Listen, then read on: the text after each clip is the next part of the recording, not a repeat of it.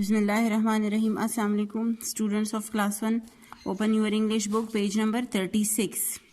Open English book, page number 36. We are doing exercises of unit number 8, language. These exercises are related with the language. Okay? Today we will do exercise B and exercise A and B. Okay? Make a tick mark on exercise A. What is exercise A saying to us? Question is that underline the word that does not belong. Underline the word. वो वाला लफ्ज़ underline करें, उसके नीचे लकीर लगाएं. That does not belong, जिसका कोई ताल्लुक़ नहीं है. मीन्स कि ऐसा वर्ड अंडरलाइन करें जिसका बाकी जुमले के साथ कोई ताल्लुक़ नहीं है. Students, we had done this exercises so many times. इस टाइप की एक्सरसाइजेज जो है वो हम कई बार यूनिट्स के साथ आगे पहले यूनिट्स के साथ कर चुके हैं. ठीक है. Here is an example for you. I swim in the sea salt. एक एग्जाम्पल बुक पर आप लोगों के लिए दी गई है और उसमें से जो इररेलेवेंट वर्ड है, जो एक्स्ट्रा वर्ड है, जिसका सेंटेंस के साथ कोई ताल्लुक़ नहीं है, वो पहले से अंडरलाइन हो चुका है. ठीक है. Look at the example carefully. गौर से इसे देखें. I swim in the sea salt. I swim in the sea salt. Sentence का मतलब ये है कि मैं, सी मीन समंदर, सॉल्ट मीन नमक, स्विम तैरना. आई स्विम मैं तैरता हूँ, इन द सी समंदर में, सॉल्ट समंदर के नमक में. इसका कोई मतलब अगर हम यही वर्ड इसके साथ पढ़ेंगे तो सेंटेंस का पूरा सेंस गलत हो जाएगा. जब हम इसे अंडरलाइन करेंगे और इस वर्ड को इग्नोर करके सेंटेंस पढ़ेंगे, आई स्विम इन द सी, मैं दरिया में या मैं समंदर में नहाता हूँ, तो फिर सेंटेंस का सेंस क्लियर है. ठीक है. फिर सेंटेंस ठीक आ रहा है. Look eight number 1. I have am a new bicycle. I have, फिर उसके बाद एम भी है. टू हेल्पिंग वर्ब्स आ गए हैं एक साथ. I have am a new bicycle. मेरे पास एक नया साइकिल है. But here is a word am and that word is extra. इसका कोई ताल्लुक बाकी सेंटेंस के साथ नहीं है. This word does not belong with the remaining sentence. I have a new bicycle. जब हम एम को इग्नोर करके पढ़ेंगे, इस एक्स्ट्रा वर्ड को, इस अंडरलाइन वर्ड को हम इग्नोर करके पढ़ेंगे, फिर सेंटेंस का सेंस क्लियर हो जाता है. आई हैव अ न्यू बाईसाइकिल. मेरे पास एक नया साइकिल है. आई हैव मेरे पास है. अ न्यू बाईसाइकिल एक नया साइकिल. ठीक है. इसे एम को अंडरलाइन कर देंगे. इस सेंटेंस में एम को अंडरलाइन कर देंगे. आई हैव अ न्यू बाईसाइकिल. मेरे पास एक नया साइकिल है. एम को हमने अंडरलाइन करके ये शो कर दिया कि that word is extra. It does not belong with the sentence. Look at number 2. I put the milk on under the table. I put the milk on under the table. ठीक है. यहाँ पर भी 2 prepositions आ गए हैं. ठीक है. On, the word which show the position between one noun and another is called a preposition. यहाँ पर milk भी एक noun है, दूध. ठीक है. जबकि table भी noun है. इन दोनों के बीच में वर्ड प्रेपोजिशन एक होना चाहिए, जबकि यहाँ पर डबल आए हैं, ऑन और अंडर दोनों. It means that one of the preposition, one of the word is extra. One is irrelevant. ठीक है. And that is under. मेरे साथ सेंटेंस पढ़े. आई put the milk on the table. Under is an extra word here. This word does not belong with the sentence. Ignore करके जब हम पढ़ेंगे sentence तो it will be clear now. I put the milk on the table. I put the milk on the table. मैंने मेज पर दूध रखा. I put the milk on the table. मैंने मेज पर दूध रखा. ठीक है. Maybe a glass of milk, a packet of milk, जिस तरह हम टेबल पर रखते हैं अपने लिए. I put the milk on the table. Under को हमने अंडरलाइन कर दिया है कि that word is extra. It is irrelevant. Number 3. The dog was late Not at school. The dog was late. Dog जो है वो लेट था, उसे देर हो गई थी. Not at school, नहीं स्कूल तक या नहीं स्कूल को सेंटेंस यहाँ पर रॉन्ग सेंस दे रहा है just because of the irrelevant word, this extra word. इसे हम अंडरलाइन करेंगे. Not is an extra word here. Ignore करके हम सेंटेंस पढ़ते हैं. The dog was late at school. The dog was late at school.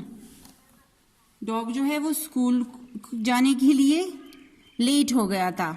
वो लेट था जाने स्कूल पहुंचने में या स्कूल जाने के लिए वो लेट हो गया था. ठीक है. Here is a word not and it is an extra word that does not belong with the remaining sentence. The dog was late at school. Okay, number 4. Please give laugh me a present. Please give laugh me a present. Which word is an extra here? Here is a word laugh and it is extra. First of all, we will underline this irrelevant, this extra word, and that word does not belong with the remaining sentence. अभी हम इसे ignore करके पढ़ेंगे. Please give me a present. Please give me a present. मेहरबानी करके मुझे तोहफा दे दें. Present mean gift. मुझे गिफ्ट दे दे. ठीक है. मेहरबानी करके मुझे प्रेजेंट दे दे, मुझे गिफ्ट दे दें. Please give me a present. Laugh is an extra word here. Laugh को हम इग्नोर कर देंगे. Please give me a present. Okay, number 5. He put the cat dish in the oven. He put the cat dish in the oven. In the oven. Oven भी इसे बोल सकते हैं. He put the cat dish in the oven. ठीक है. He put the cat is an extra word here. उसने एक dish oven में रखा. ठीक है. ओवन में उसने डिश रखा, एक बर्तन रखा. He put the dish in the oven. यहाँ पर cat एक्स्ट्रा वर्ड है, irrelevant वर्ड है जिसे हम अंडरलाइन कर देंगे कि the cat word is an extra. It does not belong with the sentence. He put the dish in the oven. He put the dish in the oven. उसने oven में एक बर्तन रखा, एक डिश रखा. He put the dish in the oven. Oven में उसने एक डिश रखा, एक बर्तन रखा. और cat is an extra word here. I have no two more money. I have no two more money. I have no two more money. ठीक है. यहाँ पर वर्ड है टू. इसे to word is an extra here. ठीक है. I have no more money. मेरे पास और पैसे नहीं हैं. The word which is extra, which is irrelevant and which does not belong with the remaining sentence is to. I have no more money. मेरे पास और पैसे नहीं हैं. I have no more money. I have no more money. मेरे पास और पैसे नहीं हैं. ठीक है. To is an extra word here. I have no more money. मेरे पास और पैसे नहीं हैं. To word is an extra. इसे हमने अंडरलाइन कर दिया है. Okay, I'm going to repeat the exercise again. Listen it carefully and underline the irrelevant, the extra words which does not belong with the sentence. I have a new bicycle. I have a new bicycle. M is extra word. I put the milk on the table. I put the milk on the table. Under is an extra word. The dog was late at school. The dog was late at school. Not is an extra word. Please give me a present. Please give me a present. Laugh is an extra word.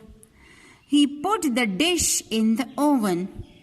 Cat is an extra word. He put the dish in the oven. Cat is an extra word. I have no more money. I have no more money. To is an extra word. Okay, Students, now moving towards exercise B. Make a tick mark on exercise B. What is exercise B saying? Question is that is it loud? Loud mean तेज, ठीक है, तेज आवाज जैसे होती है. Is it loud? Tasty. Tasty mean मजेदार, ठीक है. Is it loud? क्या ये तेज है? Is it tasty? क्या ये मजेदार है? Is it cold? या ये ठंडा है? Cold mean ठंडा. Is it loud, tasty or cold? अच्छा, यहाँ पर 3 pictures हमें दिखाई गई हैं. Look at here, students. One is an aeroplane. The first picture is an aeroplane. In the second picture, there are some chips. Maybe these are Lays. इसके ऊपर लिखा है yummy crispy. पोटैटोज भी बनाए गए हैं. पोटैटो की क्रिस्प्स हैं. अच्छा, पोटैटो चिप्स हैं इसमें. Lays potato. और the third picture is of ice cream, a cone ice cream. ठीक है, अभी आप लोगों से क्वेश्चन किया गया है कि इज इट लाउड? क्या इसकी आवाज़ तेज़ है?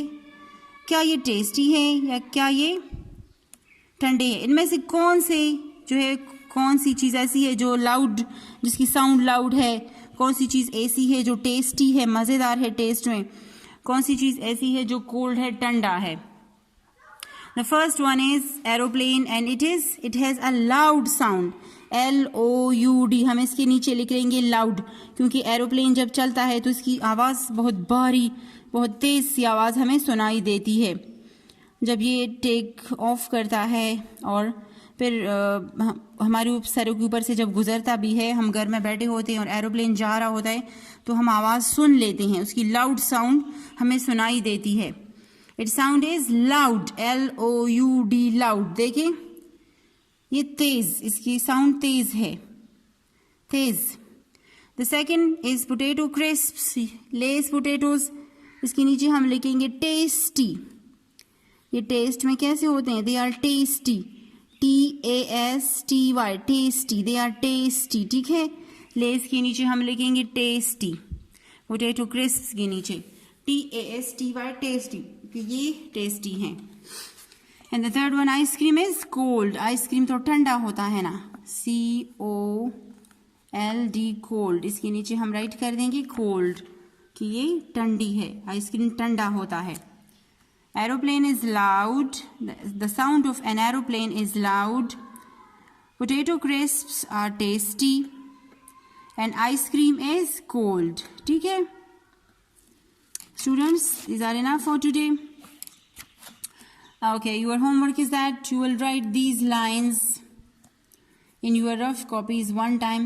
आप अपनी रफ कॉपी पर ये sentences one time write करेंगे. ठीक है students, but आपने इस extra word को ignore करके ये sentence लिखने हैं.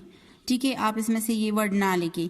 आप इस एक्स्ट्रा वर्ड को, इरेलेवेंट वर्ड को, जिसका सेंटेंस के साथ कोई ताल्लुक़ नहीं है, उस लफ्ज़ को आप इग्नोर करके सेंटेंस सही सेंस में लिखेंगे. जैसे I have a new bicycle लिख लेंगे. I put the milk on the table. The dog was late at school. Please give me a present. He put the dish in the oven.